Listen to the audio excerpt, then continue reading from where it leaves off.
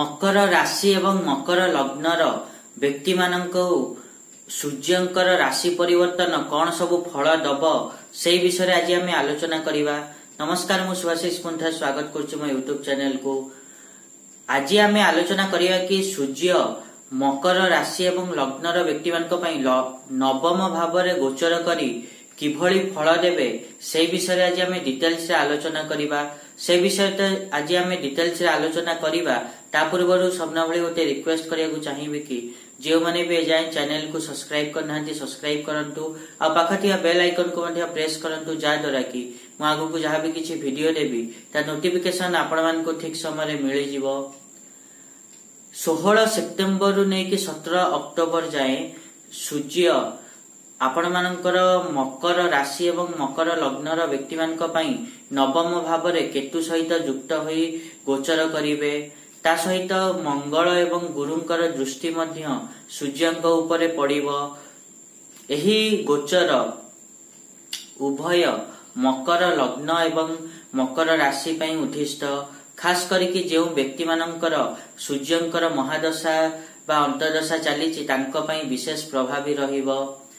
ता सहित सूर्य एही गोचर समय रे उत्तरा फाल्गुनी हस्ता चित्रा ए तीनोटी नक्षत्र दे गति करिवे। तो एही नक्षत्र दे गति करिवार फल मध्य आपण माने एही वीडियो रे डिटेल्स रे जानि परिबे। एही गोचर समय रे आपण मानकर कार्य क्षेत्र रे परिवर्तन हबो। आध्यात्म अर्थात धार्मिकता प्रति रुचि बढ़िबो। आपण माने उच्च शिक्षा पाई आपण मानकर उच्च शिक्षा पाई समय अनुकूल रहिबो। आपण माने विदेश जाई कि शिक्षा लाभ करि पारंती, लंबा यात्रा बा विदेश यात्रा करि पारंती, विदेश संबंधी विदेश सहित संपर्क आपण मानकर भल रहिबो।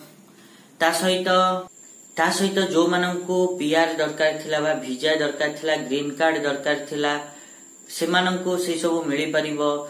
एवं 16 सेप्टेम्बर जेतेबेले आरंभ रु सूर्य उत्तरा फाल्गुनी नक्षत्र रे गति करिवे सेतेबेले आपण मानको पार्टनरशिप रु लाभ हबो, पैतृक कार्य रु लाभ हबो।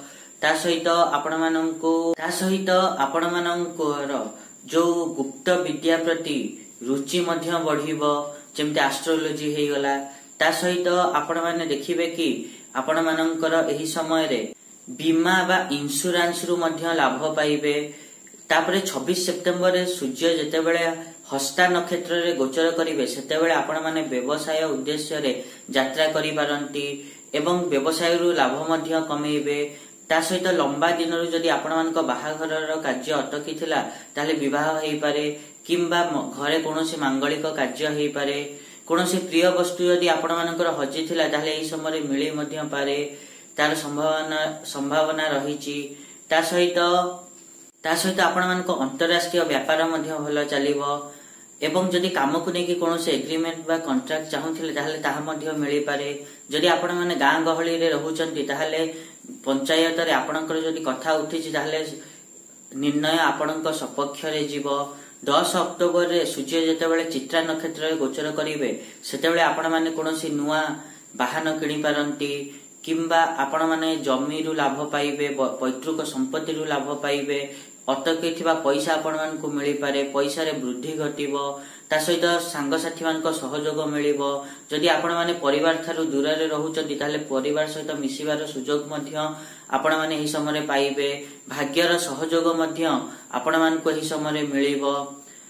एतद व्यतीत आपण मानकर कोर्ट कचेरी जदि कोनोसी कार्य अटकी थिला ताले से कार्य मध्य आपण मानकर पूरा हबो। आपणकर कोनोसी ना कोनोसी इच्छा एही समय पूर्ण होबा को जाउची। ता सहित एही समय आपण माने एग्जाम रे भल करिवे, प्रतियोगिता रे सफलता मिलिबो, शेयर मार्केट रु आपण मानकु लाभ मिलिबो। मंगलर दृष्टि सूर्यंक उपरे पडुथिबारु आपण माने निज स्वास्थ्य एवं दुर्घटना प्रति टिके सतर्क रहिबे, सावधान रहिबे। एता थिला मकर राशि एवं मकर लग्नर व्यक्ति मानक पई सूर्यंक गोचर किभली रहिबो। आशा करिवे कि मुझा कहिले आपण माने ठीक रे बुझी पाथिबे। आ जदि वीडियो भल लागिछि ताले निहात रूपे वीडियो को लाइक करंतु, शेयर करंतु, आ चैनल को सब्सक्राइब करिया पे तो जमाई भूलंतुनी। आज पई टिके देखावा नेक्स्ट वीडियो रे। रहुछि, नमस्कार।